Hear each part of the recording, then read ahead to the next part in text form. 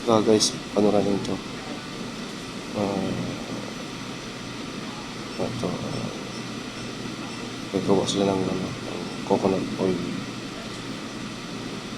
Ganito pa lang yung procedure sa paggawa. Oh my God! Proseso pa. Dahil sila manual. Yung baka yung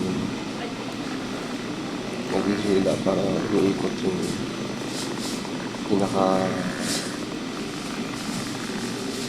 ito, kahoy na ano sa yun,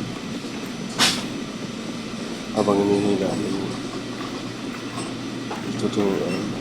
tuturog yung nyug o napipiga, bali yun siguro yung katas ang kukunin nila.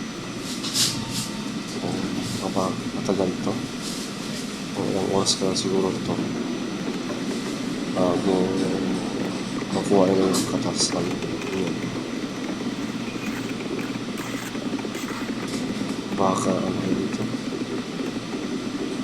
kawawa bigay ng makina sa pita.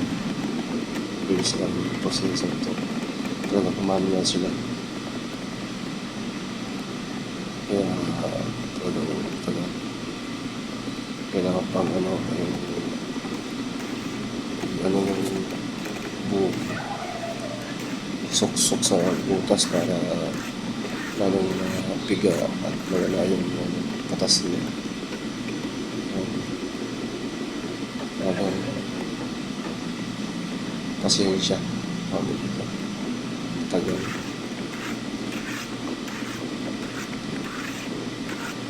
Ikot-ikot lang.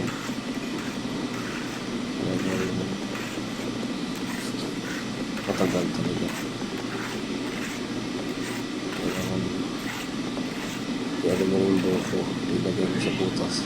Oh my God! Higa. Wow! Siguro, isang balde rin siguro itong nakukuha nila. Kasi marami-rami yun.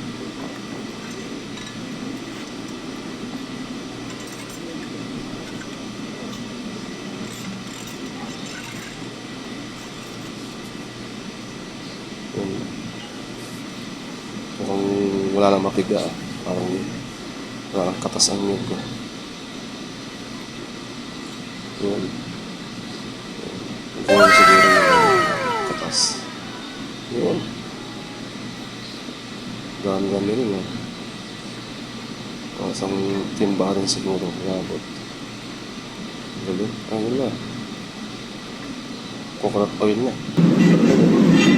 Ganyan pala yun.